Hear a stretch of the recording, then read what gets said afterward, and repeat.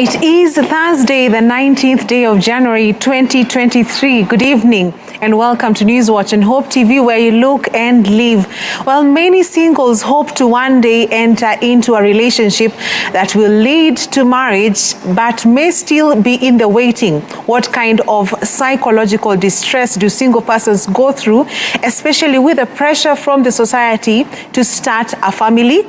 We will be having that discussion titled Before I Do in the course of this bulletin, so stick around for that. Before that, let us take a look at the day's news. I'm Tess Jenga and our sign language interpreter is Boniface Mureithi. 28 senators have voted in favor of the Independent Electoral and Boundaries Commission IEBC Amendment Bill 2022 to allow for change in the composition of the selection panel. The legislators passed the bill without any amendments in a move that now kickstarts the recruitment of the new IEBC chairman and commissioners after the tenure of Wafula Chebukati and the 7 commissioners came to an end 2 days ago. This is after the Senate's Justice and Legal Affairs Committee Chairman Hilary Sigei withdrew all the amendments that his panel had proposed to the bill that originated from the National Assembly. This now means that the selection panel will comprise 2 members seconded by the Parliamentary Service Commission, 1 seconded by the Public Service Commission, and another 1 seconded by the Law Society of Kenya. The Interreligious Council will have 2 slots in the panel. What those who are in the minority are now doing, and those who don't agree with those who are rejecting actually this motion, Mr. Speaker, is just to derail the process. What is so difficult in just voting, concluding the matter, because you made a resolution, and we move on? Nafikiria Suluhu vile ameomba radhi, ameomba kwamba umsamehe, manake radhi kwetu ni kusamehe. Lakini wewe ndio ulikuwa umemwambia, si hawa wawili wako na wewe. Kwa hiyo kama ni yeye amekusha kuambia wewe ameomba radhi, nafikiria hiyo imetosha. Ingekuwa vyema tuendelee, Bwana Speaker. Senator Sifuna, sisi ambao tuko hapa hatukusikia ukiomba radhi. Tulisikia ukiwaita hawa clerk wawili waongo, wakarani waongo. Tafadhali Mheshimiwa, omba msamaha na ufutilie mbali hiyo maneno. Mheshimiwa Mwenyekiti, kwa sababu nina haki zangu kama seneta, ninaomba kwamba picha hizo zirejelewe, na iwapo kile ambacho umesema kwamba wewe umekiona kitaonekana kiwazi, nitaomba msamaha tena kwa maradufu.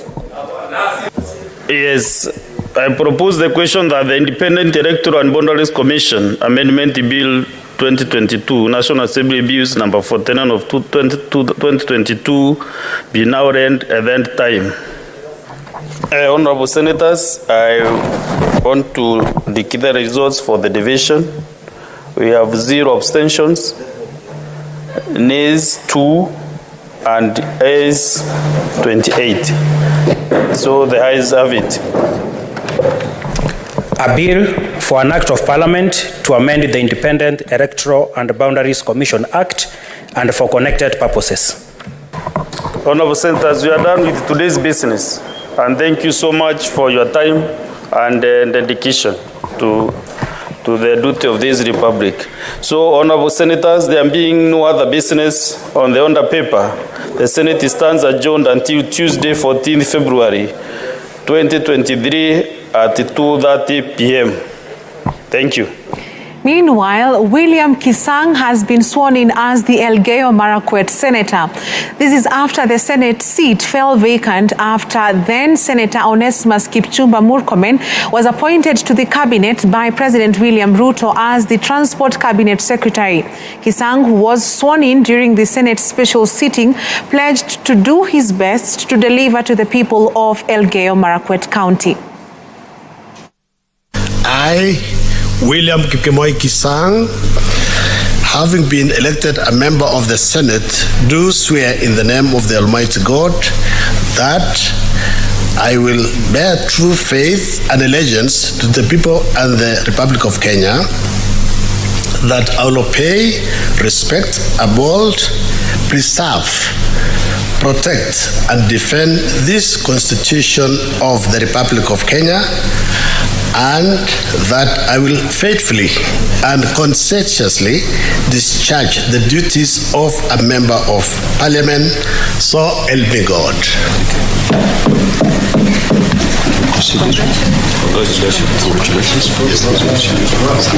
Well done.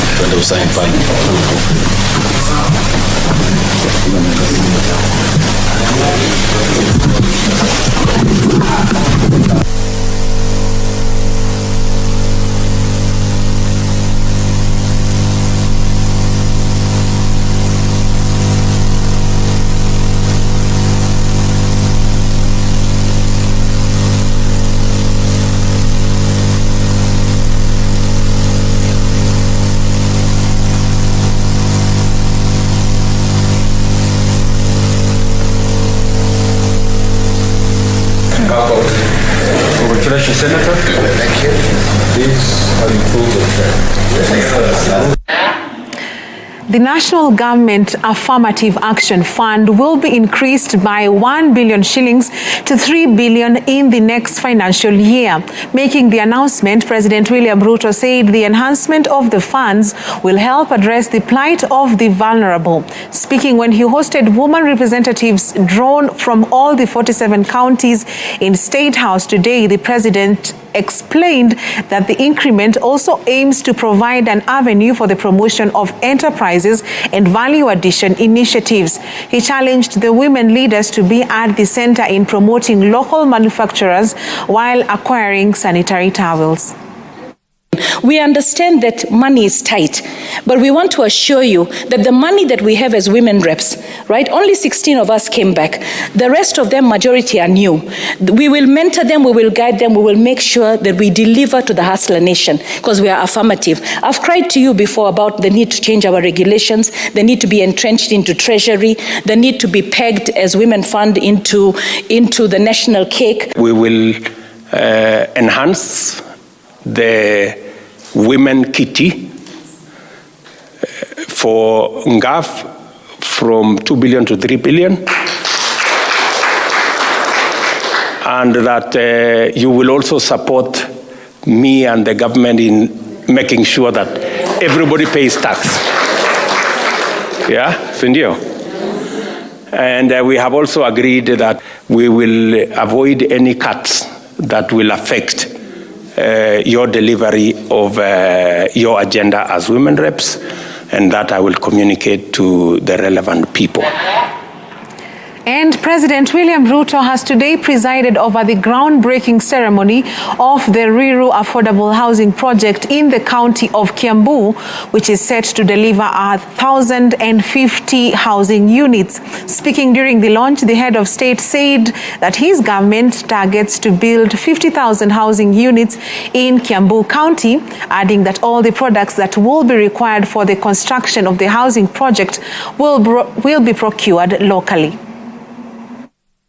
Justice Needs Survey commissioned by the judiciary says that AJS is 79% popular.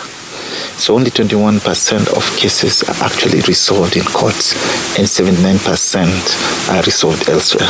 So the Constitution decrees that alternative justice systems should be promoted in Article 159(2)(c) of the Constitution. In fact, it commands the judiciary to promote alternative forms of justice, including alternative justice system. One of the advantages of AJS is that if these cases are determined outside court and appropriate cases that have been filed in court really can be resolved in the AJS and they are referred to the AJS, and it's going to lead to reduction in backlog and reduction in case delay. So definitely, I talked about the fact that it's expeditious and quicker as one of the advantages. It is definitely faster because cases that are decided at the AJS, I mean, there are no adjournments, there are no mention dates. I mean, you go and your case is resolved, most likely the same day. I mean, it will be a rare day that a case that is in the AJS spills over to the second day. There are few that do so, maybe when they need to call someone who is not present on that day and so forth, but most of them are decided right there and then. Moving on, the judiciary is now rooting for the Alternative Justice System, AJS, in a bid to resolve the backlog of cases that has adversely affected delivery of justice in the country. According to the Steering Committee on the Implementation of the AJS policy, over 90% of cases in the courts could be resolved through the system. Unlike the Alternative Dispute Resolution Mechanism, which has helped resolve tens of cases, AJS is structured and recognized in the Constitution. According to Justice Joel Ngugi, who chairs the Steering Committee, 79% of Kenyans preferred resolving their cases through AJS instead of going to the courts.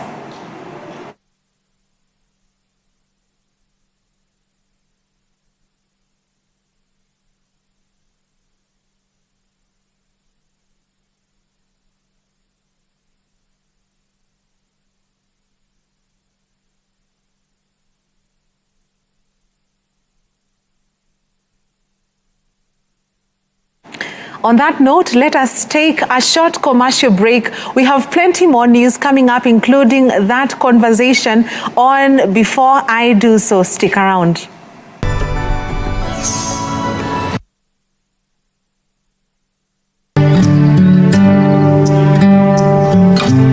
Join John Carson every weekday as he takes us on a journey through the Bible. Whoever shall seek to save his life, if you go back to living for yourself, you're going to lose it. But whoever shall lose his life, give up his life for my sake, he shall preserve it. Enjoy interesting, knowledge-packed, yet simple teachings through his humor and in-depth understanding of God's Word. The last people that tried to put God in a box, literally, he rose again. He wouldn't stay in their compartment. If God was small enough for me to figure out, he wouldn't be big enough for me to worship.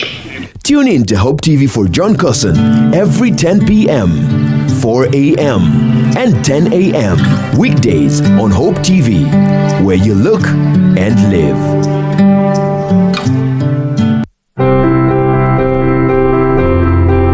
The Asian community in Kenya has been nationally recognized as the 44th tribe of the people of this great nation. Many of which who have already been exposed to the gospel of our Lord and Savior Jesus Christ.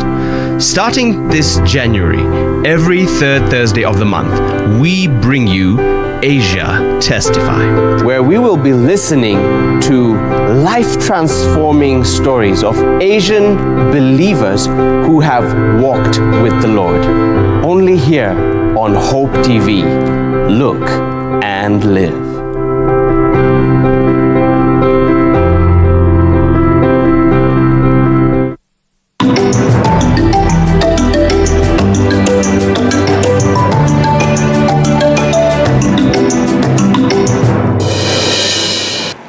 Welcome back.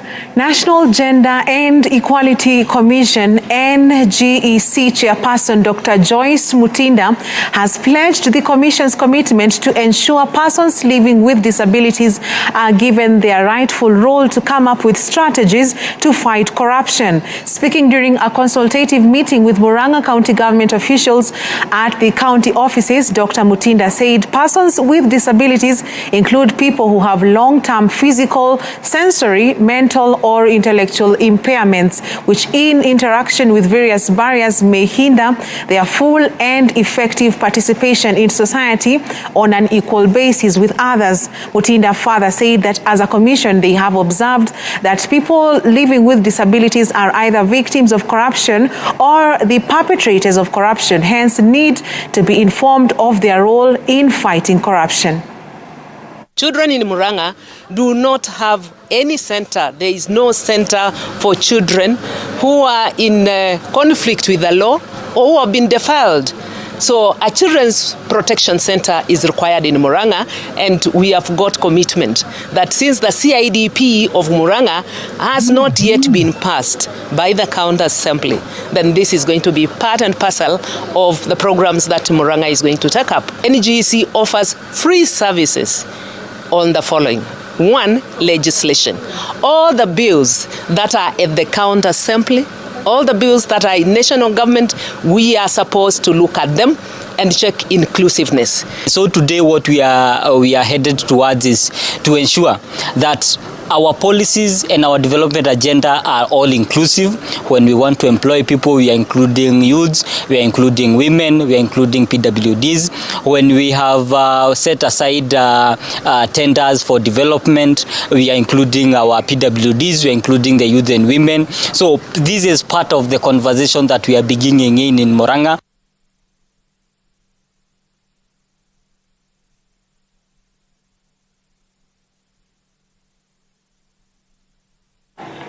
And human rights organizations at the coast are calling for justice following the mysterious death of a 34-year-old man at Kizurini Police Station in Kaloleni, Kilifi County. Police say that the deceased Santa Kaingu, a palm wine tapper and seller, died by suicide after hanging himself using a piece of blanket in the cell room he was held in. The deceased is said to have been arrested by 6 officers from the station while at a child's birthday party hosted by his friend in Kaloleni town on January 11th. The family is now demanding for justice to ascertain how their kin died while in police custody. They are alleging this is a case of extrajudicial killing and want investigations done and the officers involved arrested. Kaingo is expected to be laid to rest this coming Saturday at his home village of Malwani, Kaloleni sub-county. Yeye marehemu alikuwa kwenye party ya birthday na ghafla binvu polisi wakaingia, wakamshika, wakaanza kumpiga, kisha baadaye wakaondoka naye, wakampeleka kwa kituo cha polisi. Basi tukafahamishwa baadaye kwamba kazi ameshikwa na ako kituo cha polisi. Siku ya pili saa 12 asubuhi wakakuja nyumbani, wakachukua mama pale ambaye hata hawezi kuandika, wakaenda naye kwa kituo cha polisi ambayo ni mama ya huyo marehemu. Hapo basi kisha baadaye wakatufahamisha sisi kama familia kwamba ameaga dunia. Kushangaa kwetu ni kwamba walimshika saa 10 jioni, asubuhi ashafika mochari na ndio sasa yeye ni marehemu. Tunatafuta haki sahihi kutoka kwa, naona serikali itamulika sana jinsi vile polisi wanavyo harass wananchi, badala ya kuwasaidia wao wanazidi kuongeza madhara kwa wananchi. Madaktari wameconfirm ya kwamba amekufa kwa njia ya kujinyonga na report yote full itatolewa baadaye, lakini sisi tuna tashwishi manake tumeona alama za marks za kuonesha kwamba alikuwa amedhulumiwa, alikuwa amepigwa. Kwa hivyo mambo kama hayo pia yataendelewa kuinvestigatiwa, lakini la muhimu kama familia inavyozungumza ni kuwa alipata wapi blanket ambayo aliiunda kiasi cha kwamba aliitumia kuweza kujinyonga nayo, kwa sababu tunajua police station nyingi hazina blanket. Kwa hivyo kwetu ni kuomba tu kwamba investigation iendelee. Leo tutapata results hizi za postmortem fully, lakini mpaka sasa wamesema amekufa kwa asphyxia ambayo ni njia ambayo ya kujinyonga. Kenyans at the coast have held a fashion show integrating Ukrainian culture as a way of standing in solidarity with Ukraine for the war that has continued to wreak havoc among the residents. This move was welcomed and celebrated by different Ukrainians living in Kenya who thanked Kenyans for the gesture. Faith Manimogo tells us more in this special feature. As a way of showing solidarity with the Ukrainians during their current warfare with Russia, Kenya designers have integrated the Kenyan culture with that of Ukraine to showcase their art during a charity fashion show held at the southern coast in Diani. The fashion show was aimed at supporting the Eastern Europe country of Ukraine as it grapples with the impacts of the war that has disrupted their social and economic progression. We are honored to do this. We made outfits and we are hoping to sell them so that we can raise funds for them. And as for the Ukrainians, I'd say just hang in there. It's right to fight for freedom. You have a right to stand for what you believe in.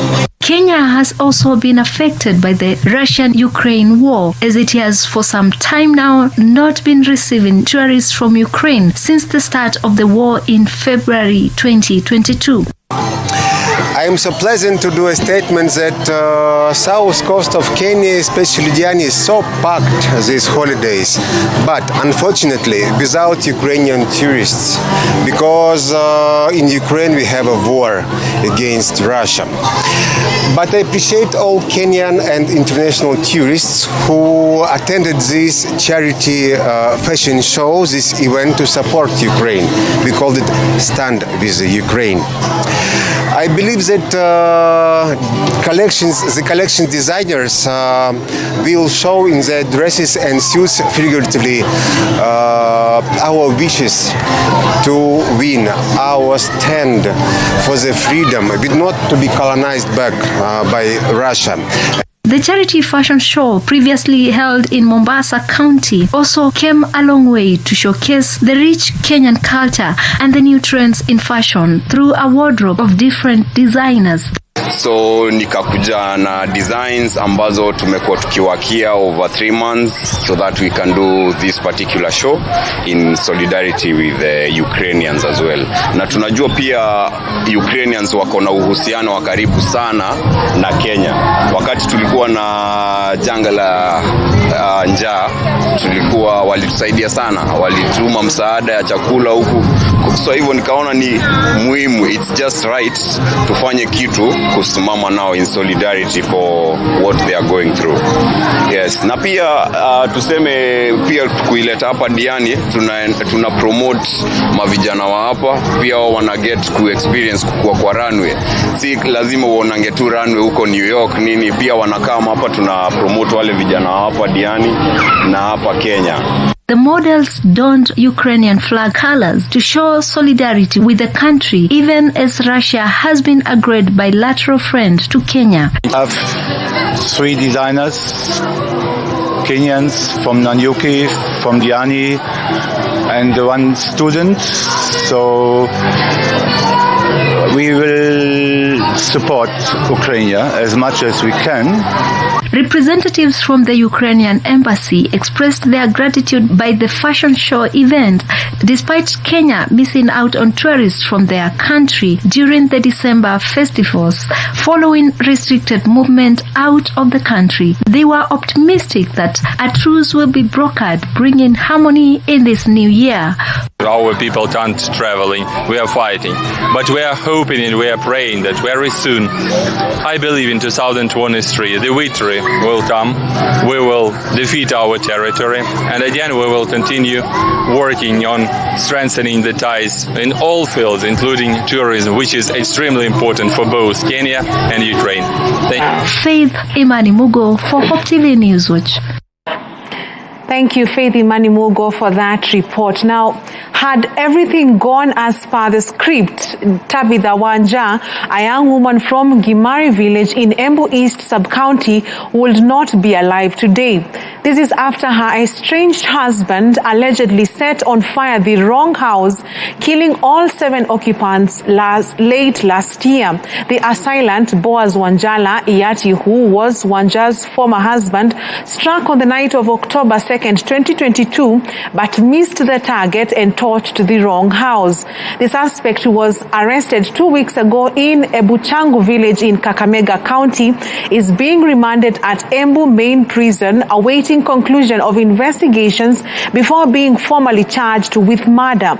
The mother of 3 is thanking God to be alive, though she empathizes with the relatives of the victims of the fire incident that shocked the whole village. Here's her story. Tabitha Wanja says she met Wanjala in 2015. The two then moved in together the same year, where he took her to his rural home in Kakamega to start their marriage life. They were blessed with 2 girls, currently aged 7 and 4.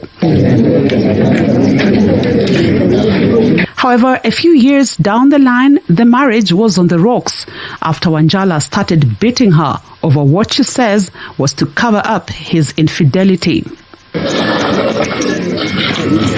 Wanja said he later followed her to try and reconcile, but after failing to do so, he came back again on a different day and took away the children in the name of taking them out for a retreat. Walikuwa wananipiga vita. Napigwa mpaka hii magoti tu yani hata saa hii ni hospitali nitaenda tu. Na mangumiza kichwa. Hata kuna wakati alinipiga nikalazwa hapo mama Rusi. Sasa tulikaa naye lakini ikafika mahali mimi nikaona sitavumilia tena. Nikaona sasa hapa nikivumilia anaweza nifanyia kitu mbaya. Sasa vile alioa huyu mtoto yangu alienda akamumistrisi sana. Yaani kumupiga ile vita anampiganga ni ya huku Makoti. Anampiga tu Makoti. Kuna siku alimpiga Makoti akimwambia anataka kwenda hospitali akamwambia asiende kwa sababu ataitishwa hii V3 ama itakuwa mambo kubwa. Sasa akakaa akaniambia amepigwa huku Makoti.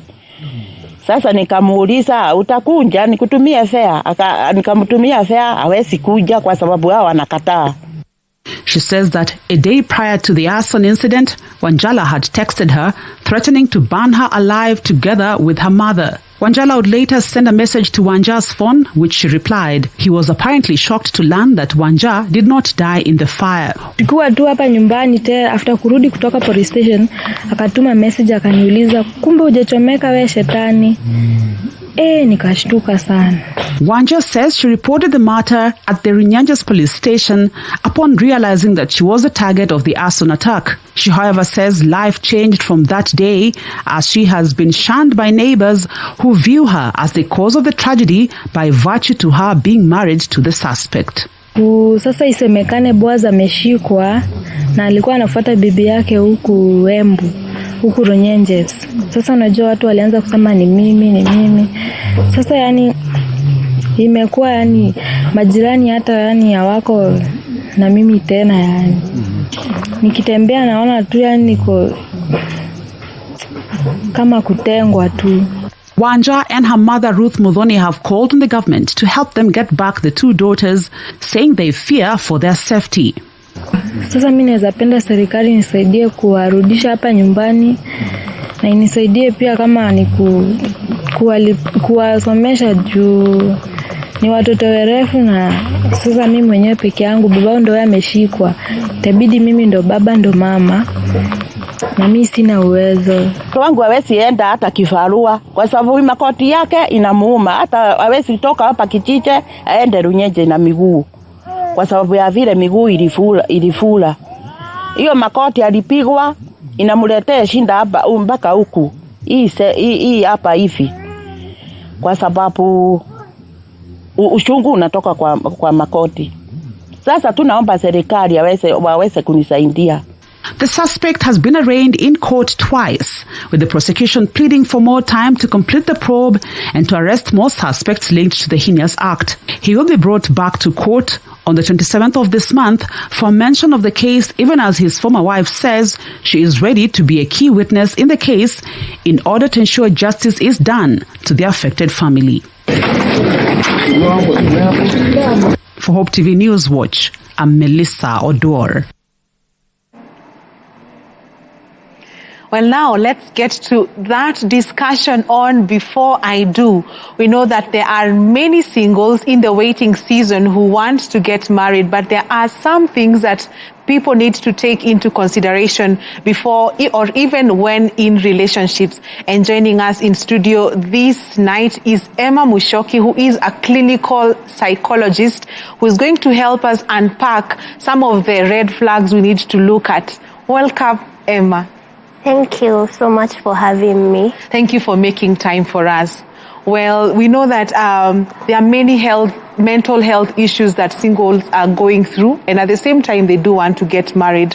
What would you say that what are the kind of psychological distresses that singles go through, especially when the society is giving them pressure on when are you getting married?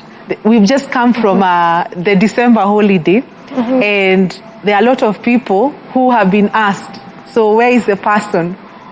What is happening? When are you getting married? What kind of what does this pressure do to the mind of a single? I can imagine it's not easy for those people who are asked where is the person. You know, like in the dating phase, there are so many things out of your control as well, because, you know, for you to agree with somebody, it's not really within your control. Yes, you put yourself out there, you socialize, but you're not sure will things really work, and the pressure from the families can make the single people make wrong choices. You know, maybe there are people who are hitting on you, or you're hitting on them and you want them. You're like, okay, let's begin a family, but you just want people to stop asking you, when will you get married, you know? So you end up settling and ignoring things that you should look out for, so that you're married. So the next Christmas when you show up home, you're with a husband and a child, but people do not know what you go through in the house. Are you happy? Is the husband happy? Are you people compatible? Like, there's just so much more.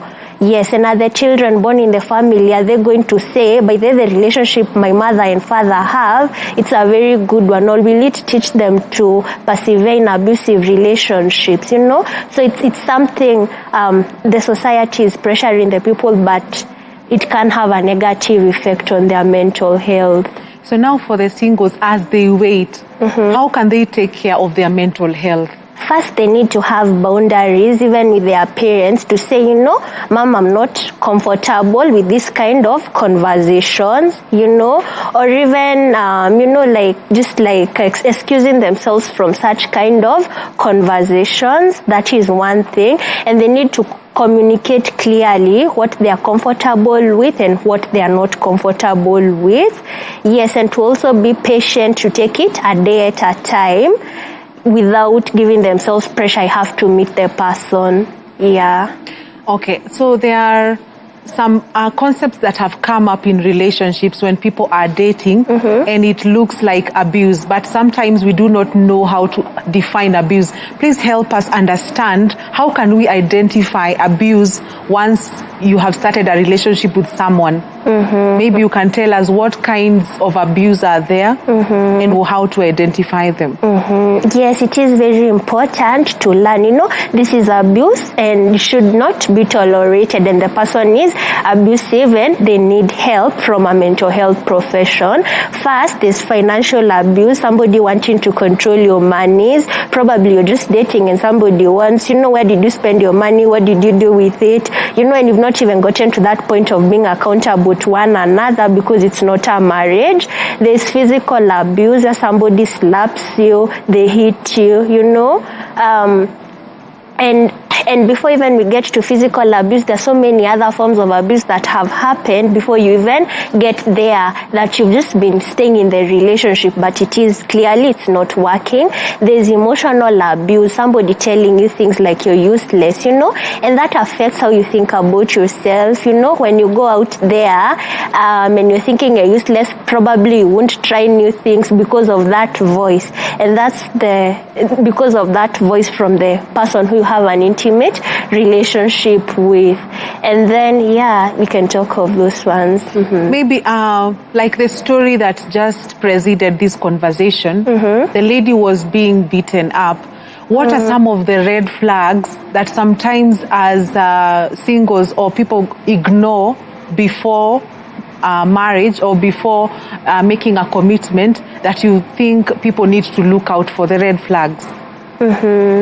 First things first, you need to observe how somebody even behaves with the people who are close to him. How are they to their sisters, to their brothers? But with abuse, it's really interesting. You find, like, when you tell people I'm being abused, people out there, like, that person, they've interacted with him, they're like, he's really a nice person. But you who is in the situation, you cannot comprehend when people say the person is really nice. But yes, observing how the person relates with other people, that is one thing. Also, observing how you feel around somebody. You know, there's that flight, freeze response. Our emotions like communicate. You know how you feel about things, you know. So when you're safe with somebody, you know you're feeling safe, you will feel it. And when you're feeling, no, something is not right, you need to introspect further to make sure, like, you know, your intuition, like, to follow what it's saying, because our nervous system keeps us from harm. Like, it's, you know, on the lookout for danger. Yeah. And what would you say is the reason why some people stay in abusive relationship where they're actually being beaten up before they are married? Keep in mind, this is before I do. What are some of the circumstances that will lead that? Is it a mental health issue that will keep a single person perhaps in an emotionally abusive relationship? And what are some of the tips you can give them to come out? Yeah. Probably their self-esteem is also low. Probably, you know, maybe how they feel about themselves, they feel like they can't meet somebody who will treat them better. There's also probably the person who they are dating has told them, you know, emotionally abusive things like, you'll never love another. No person can love you like I do. You see, the thoughts, the things that are spoken to us, they affect how we feel, how we behave. So now with the restructure, that negative restructure, you're like, I'm unlovable, you know. So you stick in situations where you're not loved and where you're being abused. And then also the pressure, you know, maybe feeling like I'll not even get any better out there. You know, this is what I have. And there's so many people in the world that we can connect with and have relationships with, you know. Yeah, so yeah. You have mentioned self-esteem. I think it's something that we need to explore at an individual level. What are some of the things you will tell people, general, now this is just general for anyone, that can help with self-esteem, to build our own self-esteem so that we are not in relationships that are abusive, but because we do not believe we can ever be loved again, we remain in those relationships. Yeah. First thing first, if you're struggling with the relationship, you feel like, hey, this thing is affecting me too much, you can seek the help of a mental health profession to help identify the underlying issues. Also with the esteem, it's good, like, you know, you ask yourself, by the way, what are my strengths, you know, what are my strengths as a person? It helps you realize, by the way, there are good things about me, you know. Yes, and also creating boundaries after you learn people are, you know, abusing you, creating boundaries with them so that you can protect your well-being as well, and seeking help, and also being, us being compassionate to people in abusive relationship. It's not an easy decision to make, to walk away. It is a day at a time. Yes, it's not easy for them. Thank you. You've mentioned boundaries. Let's talk about healthy boundaries when dating, especially now from a Christian perspective and also from a mentally safe perspective. What would you say are some of the healthy boundaries that singles need to put in place before I do? The healthy boundaries, first, as a single, you first need to see how maybe a person like interacts with their family members. You're assuming like this is a very, very serious relationship. You see if the family members are hostile to you. Is the person able to protect you, or are you gonna get married to the family and they make your life difficult and nobody is there to stand up for you? Also, from the Christian perspective, the sexual boundaries, maintaining purity, that is also of importance from the Christian perspective. Yeah, and also going for checkups like before getting married, to the professions to check, are you people like okay, to the gyna, all those, so that you make sure as you're making the decision, you've checked those things that are important. Yes, and then boundaries, and then even seeing, like when you tell this person you do not want them to cross to do particular things, do they listen to you, or do they still do those things that you said you don't want done, you know, so that, you know, you'll be able to tell, are they protecting and listening to you? Maybe still on the same, what would you say to some people who are dating in terms of their finances? Do you think that people who are dating before marriage should match their finances, or one person should be able to meet the other person's needs? For example, rent. Should the lady, for example, be waiting upon the man to pay for their rent? What would you say is your opinion in terms of a psychologist? I think dating is that space of trying to check whether somebody is compatible with you or not, and the responsibility of merging the incomes, and you're not running a house together, or maybe planning a wedding or planning things together. I feel like you can wait like till you like get married for that, and then the lady expecting for her bills to be met. It is what I feel like, it can make the lady probably stay in a relationship she's not okay with, but maybe because she doesn't have rent, she's, this guy sorts me out, and then probably after getting married or after her financial capabilities improving, she's like, I think this was not the person I wanted. So at least being able to live within your means, to pay your rent, to live in a place you can afford, it is important. Yes, but probably maybe if you are dating and you're in a crisis, probably you had a job, you lost it, and you're trying to put your life together, but not getting into the situation where, this person is supposed to meet my financial obligation at that stage of the relationship. So that means that singles should be able to take care of their own needs. Yeah. At an individual level. Yeah, you need to be a complete person, very, very like independent in everything, emotionally, financially. At least you're living within your means, even though not with so much money.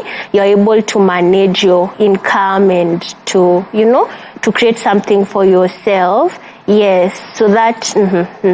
Thank you. There's something that is coming up in my mind in terms of what happens to a man or a lady who is coming from a traumatizing relationship and now they're trying to enter into a new relationship. Do you think that it is something that they need to see a counselor before they do another relationship? Or what would you say is the best thing for a single person to do if they have come from a traumatic experience in a previous relationship? What should they do? They would need to see a therapist. It's very important to see a therapist to understand, to process whatever happened, so that they're able to make a sober decision to avoid rebound, where you're feeling very sad and you want to, where you're feeling sad and you want to get away from the feeling, so you look for another person to to get off the feeling. To get off the feeling of sadness. So they would need to seek therapy to stabilize themselves, to understand are there red flags they overlooked, yes, such things, so that they can make better decisions, and to even understand, do they even know what they are looking for, so that they're able to make better decisions in regards to their dating. Okay. So even as we continue with this conversation, I'm reminded of terms that have emerged lately. They have become a topic, the topic of narcissism and gaslighting. Maybe let's start with narcissism. What is it and how do you identify it in a partner? Yeah. Okay, first things first, by this, there are words that are used in the streets very much.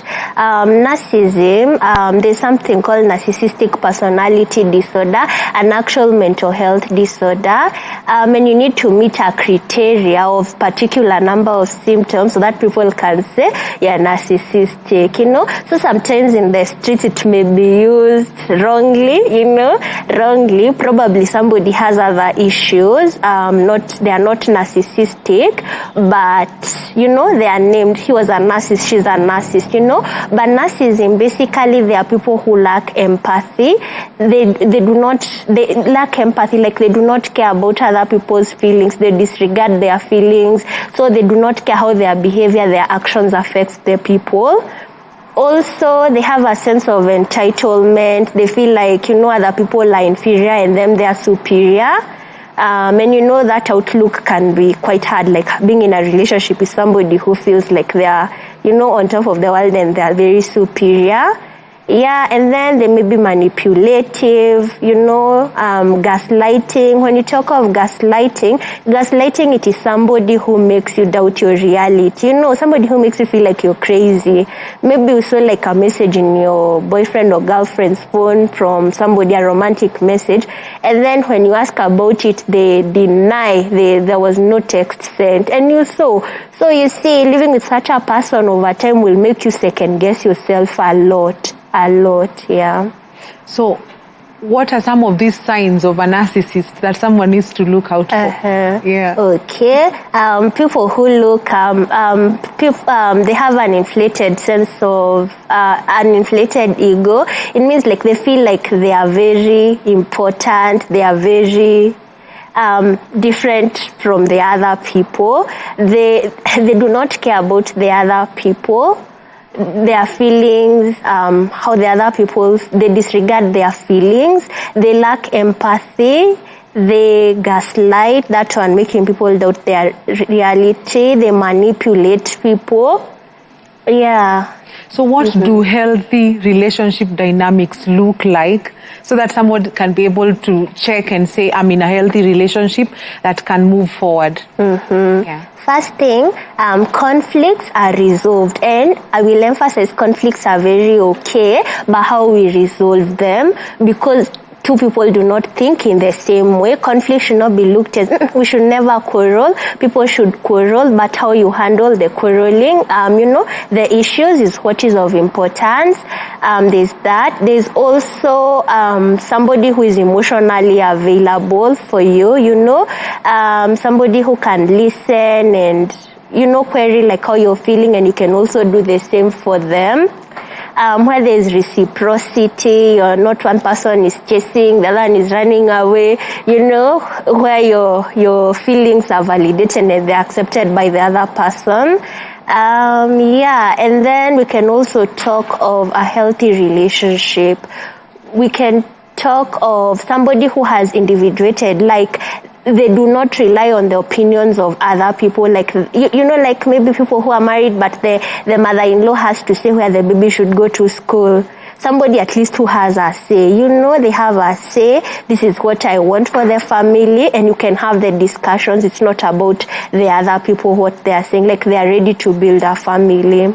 And somebody who also takes accountability, because we make mistakes, when somebody asks, you're not like, no, I didn't do that, and there are things you did. They take accountability and show genuine remorse for their actions and are willing to rebuild the relationship. Yeah. How can a couple build communication, effective communication, in terms of conflict resolution and even just day-to-day life?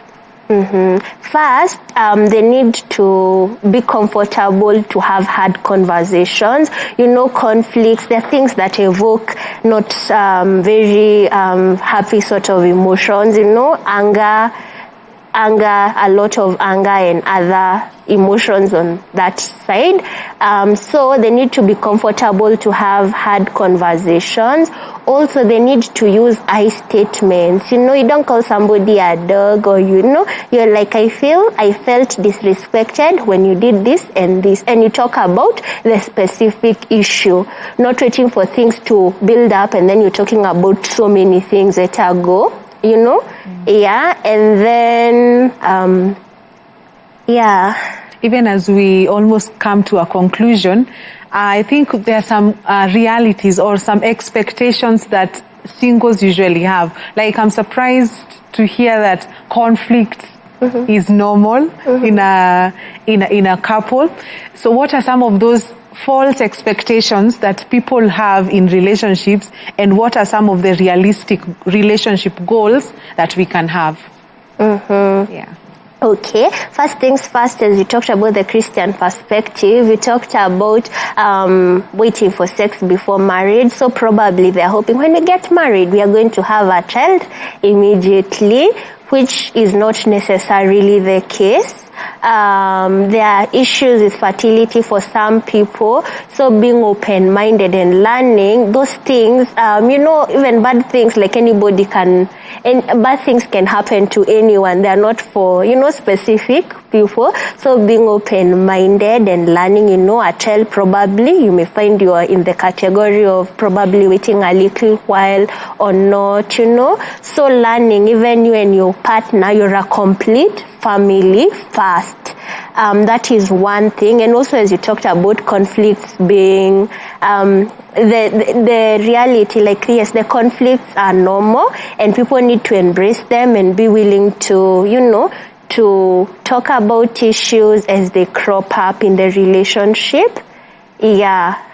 And learning also to put in the work in the relationship, in terms of, after getting married, people expect things are just gonna work out, but for every good thing you need to put in some work. For a career, for you to get to the next level, you need to do this and this, So even as people are planning to get married, they need to know, like, they have to keep putting in the work, learning the spouse in the different phases of life, learning what support they need in the different phases of life as they do life together.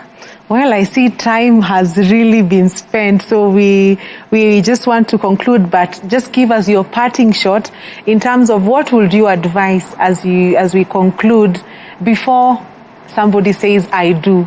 Give us some of your last advice for today. Yeah. First, I would say before they say they do, first I would suggest like premarital counseling from a mental health profession to deal with the traumas, to deal with triggers, to make things a little bit easier. Second, I would say like the person needs to know what they want, so that if people are not what you want, you don't go controlling people trying to change them, and they're just comfortable with who they are. So know what you want and learn whether the people you're meeting for the dates, whether they are meeting whatever you want or not. Yeah, and then being compassionate to yourself. It may take long. For some people, probably the who are singles for life, being compassionate to yourself and being kind to yourself in the processes you go through the season. Thank you so much, Emma Mushoki, for making time for us. We really appreciate your input. And I believe that if we implement those things as singles, we will be able to make better decisions before we say, I do. And that is the conclusion of the discussion today. We will be having more as time goes by, but for now, let's get back to the news and taking a look at the international scene. New Zealand's Prime Minister Jacinda Ardern has said she is resigning in an unexpected announcement that came as she confirmed a national election for October. At the party's first caucus meeting of the year on Thursday, Ardern said she had reflected over the summer break on whether she said she had the energy to continue in the role and had concluded that she did not. Her term as Prime Minister will conclude no later than 7th February, but she will continue as a Member of Parliament until the election this year. Ardern became the world's youngest female head of government when she was elected Prime Minister in 2017 at 37. She led the government when she was elected Prime Minister in 2017 at 37 and has led the New Zealand through the COVID-19 pandemic and a series of disasters, including the terrorist attack on 2 mosques in Church and the White Island volcano eruption. This summer, I had hoped to find a way to prepare not just for another year, but another term, because that is what this year requires. I have not been able to do that.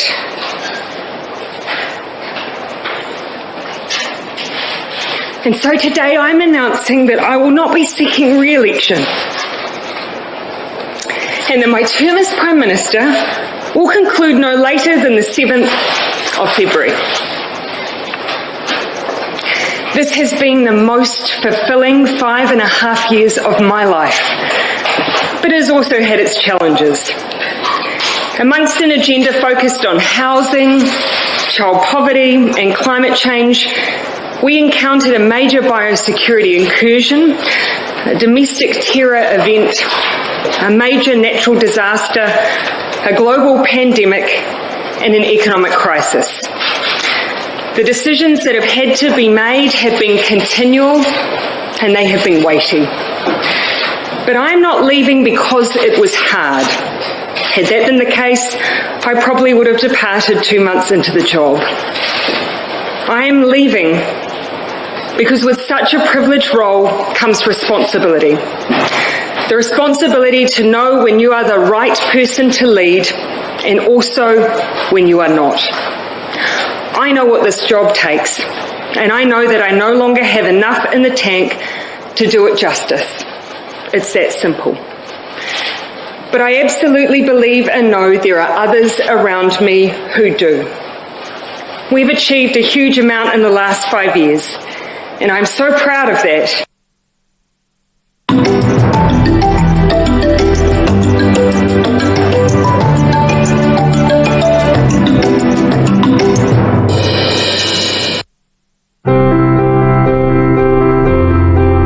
The Asian community in Kenya has been nationally recognized as the 44th tribe of the people of this great nation. Many of which who have already been exposed to the gospel of our Lord and Savior Jesus Christ. Starting this January, every third Thursday of the month, we bring you Asia Testify, where we will be listening to life-transforming stories of Asian believers who have walked with the Lord. Only here on Hope TV. Look and live.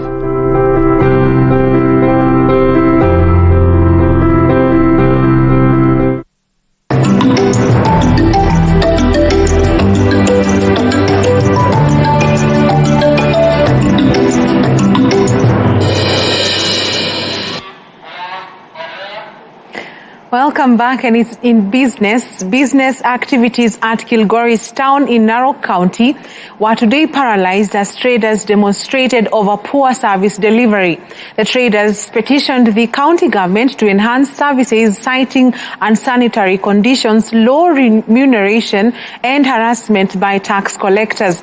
The traders also called on the county government to take into account lowering the amount of money collected each day from 50 shillings to 20 each seller. The traders, who had gathered at the office of the Transmara West Sub-County Administrator, were unable to conduct business until the Speaker of the Narok County Assembly, Davis Dikir, and Transmara West Deputy County Commissioner Mohammed Nur Hassan intervened.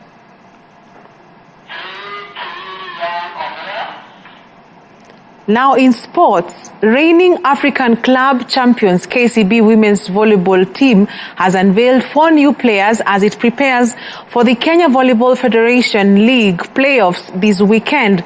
The club's technical director, who doubles up as the national team's coach, Paul Bitok, received the players in a contract signing ceremony held at the Kasarani Indoor Arena, Nairobi.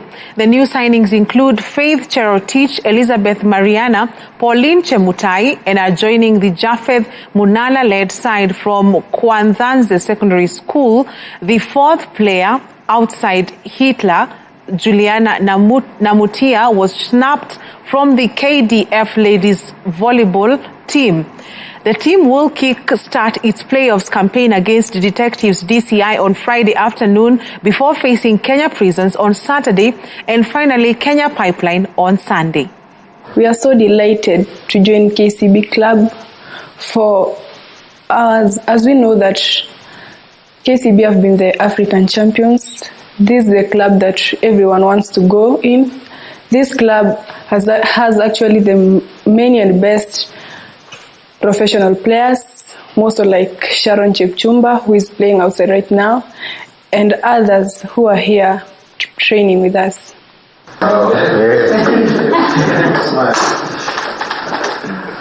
We, as the young players who have just joined, we are so happy to associate ourselves with those professional players who have been playing for so long. And actually, they are good players. They are training us and they are mentoring us naturally so that we can grow up well in the ways that's needed in this volleyball. Yes, we have changed KCB. KCB is a professional club, and today we are very happy to unveil 4 more players after signing Esther 2 weeks ago. KCB, as you know, they are defending champion. So we don't want to leave any chance or any cup which have been left with a few players who have gone to play professional. That is Sharon Chumba. And as you can see this year, we're concentrating more on having the young players. We have now the 3 players from school, Quantan's Secondary School, who are joining us and signing from today. We want to nurture them as early as their age. They are young, they are 20 years, and we want to bring them in a professional way. That's why we are signing contract with them, so that we can prepare the future as a professional players, and also taking advantage of KCB being a professional club. We have also Juliana from KDF, willingly and hoping that she will replace the position of Chumba. She has a good character. She has a strong spike like Chumba, and I believe in the next weeks, as we start the preparation for the next season and also for the African Club Championship, she will be ready.